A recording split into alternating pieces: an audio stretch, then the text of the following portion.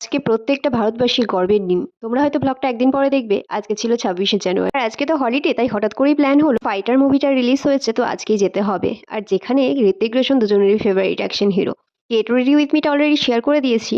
তো রেডি হয়ে কি হবে, শেষ পর্যন্ত এই হুডি গলাতেই হয়েছে আমাকে। আরেকজন যে কানের পেছনে বক বক বক বক করে যাচ্ছিল যে রাত হয়ে যাবে আসতে, কারণ টাইমটা ছিল ৩:০৬।